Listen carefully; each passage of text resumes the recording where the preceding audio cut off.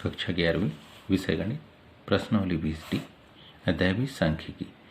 5 प्रेक्षणों का माध्य 4.4 है तो उनका प्रसरण तथा उनका प्रसरण 8.24 है।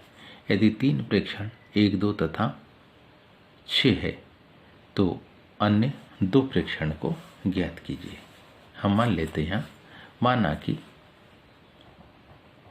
ऐसी कंडीशन है, हम मान लेते माना अन्य 2 प्रेक्षण, माना अन्य 2 प्रेक्षण कौन कौन से है, ए तथा बी है। माना अन्य 2 प्रेक्षण ए तथा क्या है, बी है। दिया है हमारे पास जो जानकारी दिया है में है क्या कि माध्य बराबरी से है हमारे पास माध्य, जिसको हम 12x से प्रदर्शित करते, वो दिया है 4.4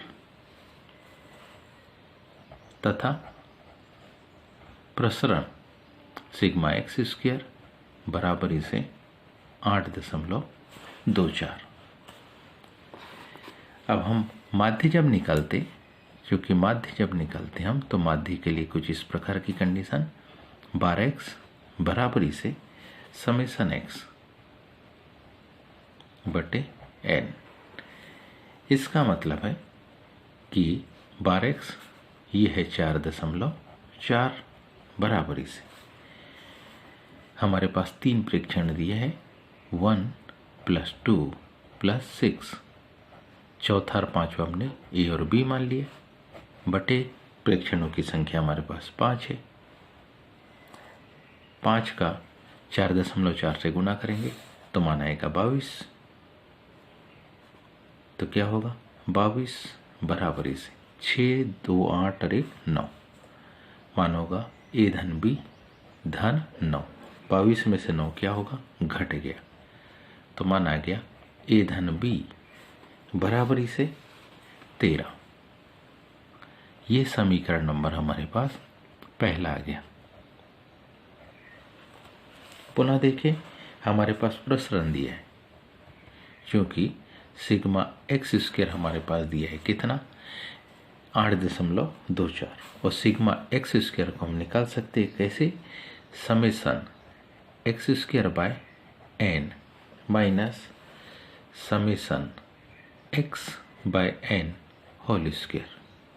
इसका हल देखेंगे तो इसका हल कुछ इस प्रकार से, सिग्मा एक्स स्क्वायर मतलब 8.24 बराबरी से समेशन एक्स स्क्वायर, अभी अपन ने देखा तो ये वैल्यू क्या होगी 1 का होल स्क्वायर प्लस 2 का स्क्वायर प्लस 6 का स्क्वायर प्लस a का स्क्वायर प्लस b का square, 1 square plus 2 square plus 6 square plus a square plus b square, इसके बटे में 5 ऋण क्या समेशन x बाय n। इसका मान हमारे पास है 4.4, पूरे की घात कितनी 2।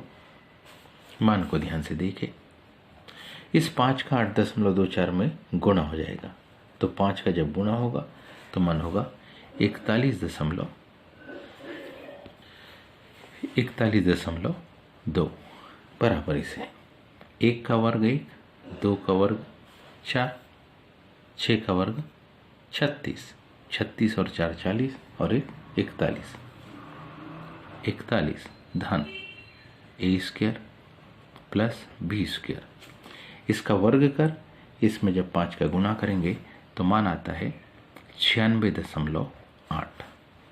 नेक्स्ट स्टेप में हम इसको ऐसा लिख सकते हैं a square plus b square equal to, पूरा कंप्लीट हल इसका होगा 97। ये समीकरण नंबर कौन सा, दूसरा। इसको हम इस प्रकार से दूसरा दर्शा दें। अब हमारे पास समीकरण 1 था, क्या था समीकरण 1, a + b = 13। तो हम जानते हैं इसको आवश्यकता पड़ने पर क्या लिख सकते हैं हम, इसको आवश्यकता पड़ने पर हम लिख सकते हैं कुछ इस प्रकार से कि b equal to 13 minus a, इसमें हम इसको कन्वर्ट कर सकते हैं। तो ये ही वैल्यू को यहाँ पर हम रख देंगे। समीकरण किसमें, 2 में, समीकरण 1 से क्या रखने पर, मान रखने पर। समीकरण 2 में समीकरण 1 से मान रखेंगे। ए स्क्वायर प्लस बी की जगह पर क्या लिखेंगे, 13 माइनस ए। बी की जगह पर क्या लिखेंगे, 13 minus a whole square equal to 97। तो 13 का वर्ग हो जाएगा। नेक्स्ट स्टेप में ए स्क्वायर प्लस 13 का वर्ग करेंगे तो 169, 13 दूनी ऋण 26 है, धन ए स्क्वायर बराबरी से 97 इधर आ जाएंगे तो 169 से क्या होंगे, घट जाएंगे। ए में ए वर्ग जुड़ गया तो मान आया, ए वर्ग में ए वर्ग जुड़ गया, 2a वर्ग minus 26a plus 72 equal to 0। 2 का जब भाग देंगे तो ये हमारे पास होगा ए स्क्वायर ऋण 13a, 72 में देंगे तो 36। ऐसी 2 संख्या जिनका गुणा करे तो 36 और जोड़े तो ऋण 13, तो वो 2 संख्या है 9 चौक 36, a square minus 9a minus 4a plus 36 equal to 0। पहली दोनों संख्याओं से a को अगर कॉमन निकाले तो आएगा a माइनस 9, बाद की 2 संख्या से 4 को कॉमन निकाले तो आएगा a माइनस 9 इक्वल टू 0। इसका मतलब है कि पहला जो गुणनखंड होगा a माइनस 9 और दूसरा बनता है a माइनस 4 इक्वल टू 0। इसको हल करते हैं तब हम पाते हैं क्या कि अतः यदि a ऋण 9 बराबरी से 0 की हो तब a का मान होता है 9, या a माइनस 4 इक्वल टू 0 हो तब a का मान होता है 4। जब a बराबरी से न हो, यदि a का मान कितना हो, 9 हो, तब b का मान कितना होगा, तो हमने निकाला था, ध्यान दीजिए 13 माइनस ए, ये समीकरण नंबर 1। b का मान होगा 13 minus a, b equal to होगा 13 माइनस ए, मतलब 13 में से 9 घट जाएंगे तो घटने पर कितना आएगा, 4।